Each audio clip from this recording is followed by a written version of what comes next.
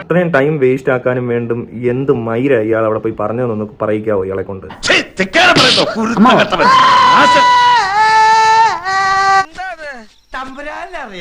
നാണം ഉളുപ്പും ഇല്ലാത്തവനൊക്കെ ഇറങ്ങിയേക്കോ തുണി ഓരോ വേഷം ചുറ്റിക്കൊണ്ട്. നാണം ഉണ്ടോ ഇയാൾക്ക്? മാന്യമായിട്ട് ജീവിക്കുന്നവരെ മാനം കെടുത്തിയിടുന്ന ന്യായീകരിക്കുന്നു.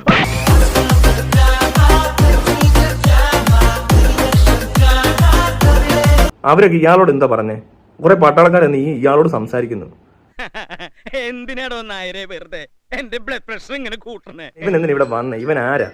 ഇവൻ കേണലാണോ സിനിമാടനാണോ അതോ വേറെ ഏതെങ്കിലും? കർത്താവിന്റെ നാമത്തിൽ ബാക്കി പറയരുത്. അല്ലാതെ ഇവനോടൊക്കെ എന്തിന് പട്ടാളം ഇങ്ങനെ ചുറ്റും നിന്ന് എക്സ്പ്ലെയിൻ ചെയ്യുന്നത് എനിക്ക് ഒരു പിടിയും കിട്ടുന്നില്ല. ആഞ്ജനേയ സ്വാമി എന്തോ കുത്തി പറയുന്ന പോലെ എനിക്ക് ഫീൽ ചെയ്യുന്നുണ്ട് കേട്ടോ.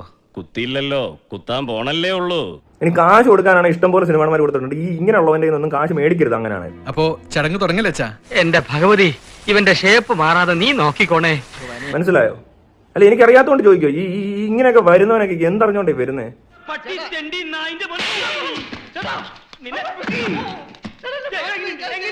എന്തോ കാണാൻ വന്നതാ? ഇതന്നെ ടൂറിസ്റ്റ് ഡെസ്റ്റിനേഷൻ ആണെന്ന് വിചാരിച്ചോ ഇങ്ങനത്തെ? ആ എരണം കെട്ടവനോട് ചിലക്കാണ്ടിരിക്കാൻ പറ. എന്ത് നല്ല കാര്യം പറഞ്ഞാലും അവൻ ഉടക്കുണ്ടാക്കും. പട്ടാളക്കാരുടെ സമയം കളഞ്ഞ ഇതെന്തൊരു തെണ്ടിത്തരവാന്ന് ആലോചിച്ചോ നിങ്ങൾ ആരെങ്കിലും? 2-3 മണിക്കൂർ പോയിട്ടില്ലേ ഈ ഇങ്ങനെയുള്ളവനൊക്കെ വരുമ്പോ? ഒരുമാതിരി മറ്റേ വർത്താനം പറഞ്ഞാണ്ടല്ലോ. ഇങ്ങനെ എന്തെങ്കിലുമൊക്കെ പറയുമ്പോഴേ എന്റെ മനസ്സിനൊരു സന്തോഷം ഉണ്ടാവുള്ളൂ. ഞാൻ എന്റെ സന്തോഷം നോക്കിയാൽ പോരെ. അറിയാൻ വേണ്ടി ചോദിക്കും. ഇങ്ങനെയുള്ള നാറിത്തരം കാണിക്കുമ്പോ അതിന് പട്ടാളത്തിന്റെ സമയം വേസ്റ്റ് ആക്കുന്നതിന് ഇതെന്തോ ഇത്? ആരാടാ ഇപ്പൊ ഇങ്ങോട്ട് കെട്ടിയെടുത്തത്? ആരുടെ 16 അടിയന്തരത്തിനാണ് നീ വന്നത്? ഇത് ഉളുപ്പില്ലാത്ത ഒരു മനുഷ്യൻ ഇങ്ങനത്തെ നാണം കെട്ട് എവിടെയും ചെന്ന് ഒരു നാണം ഉളുപ്പും ഇല്ലാതെ ഇറങ്ങി നിൽക്കാൻ മടിയില്ലാത്ത തലച്ചോറിനകത്ത് തീട്ട വേണ്ടുള്ള ഭൂമിയിൽ എത്രയോ ഇടിമിന്നൽ വേസ്റ്റ് ആയി പോണ്. ഒരെണ്ണവന്റെ തലയിൽ വീഴ്ത്തിയിരുന്നെങ്കിൽ. ഇങ്ങനത്തെ നാറികളെ അങ്ങോട്ട് വരുത്തരുന്നോട് ഒരു ഓർഡർ ഇടാവോ? ഒരു 3 ഏത്തപ്പഴെടുത്ത് അവന്റെ ഉണ്ണാക്കി തിരികെ കയറ്റിക്കൊടു. വലിഞ്ഞു കയറി ചെല്ലുക ഇടയിലോട്ട്.